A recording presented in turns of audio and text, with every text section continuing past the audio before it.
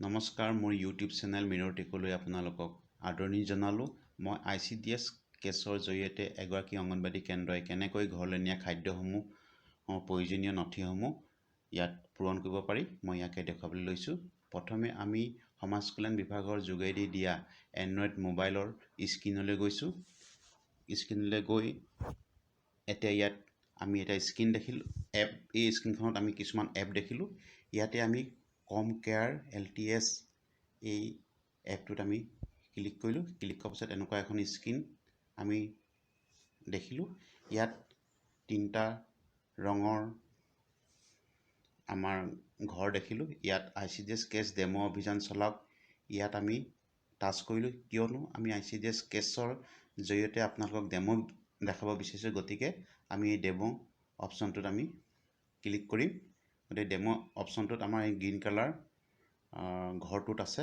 গতিকে ইয়াত লিখা আছে যে ICDS কেছ ডেমো অভিযান চলাওক। ইয়াত আমি টাচ কৰাৰ পাছত আমি এনেকুৱা ধৰণৰ 10টা মডুল আমি দেখিলোঁ। তাতে আমি যিহেতু নেকি ঘৰলৈ নিয়া খাদ্য আপোনালোকক দেখুৱাম, গতিকে এই ঘৰলৈ নিয়া খাদ্য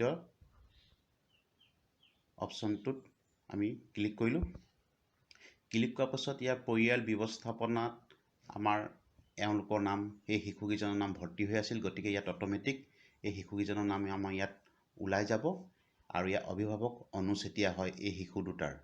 গতিকে ইয়াত শিশু দুটা আছে, এটা হৈছে ৰুণু চেতিয়া আৰু এটা হৈছে জমি বৰুৱা। গতিকে ইয়াত লিখা আছে যে ঘৰলৈ নিয়া খাদ্য বিতৰণ এতিয়ালৈকে হোৱা নাই। দুটাতে একেই লিখা আছে। গতিকে এইটো আমাৰ অট'মেটিক এইটো ওলাই যাব।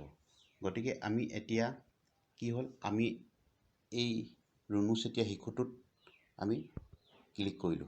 ক্লিক কৰাৰ পাছত ইয়াত দিছে যে ঘৰলৈ নিয়া খাদ্য। ঘৰলৈ নিয়া খাদ্যত ইয়াত অপশ্যনটোত আমি ক্লিক কৰাৰ পাছত আমাৰ ফৰ্মখন লোড হৈ আছে। লোড হোৱাৰ পাছত এনেকুৱা এখন স্ক্ৰীন আমি দেখিলোঁ। ইয়াত লিখা আছে যে অনু চেতিয়া, ৰুণু চেতিয়াই ঘৰলৈ নিয়া খাদ্য নিবলৈ আহিছিল নে?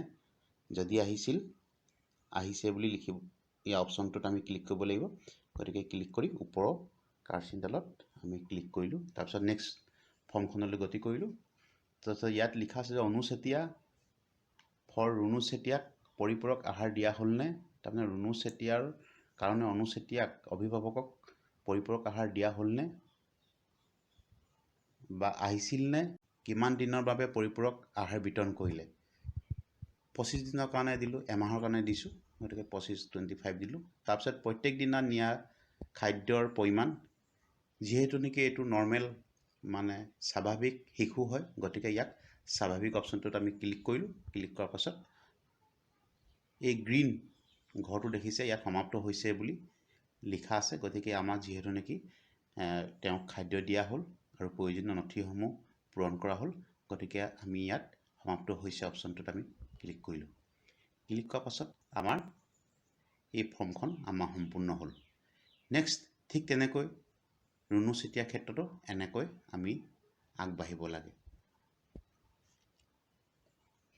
যদি এই ভিডিঅ'টো চাই আপোনালোকে ভাল পালে তেনেহ'লে লাইক আৰু শ্বেয়াৰ কৰিব বুলি আশা ৰাখিলোঁ। ধন্যবাদ।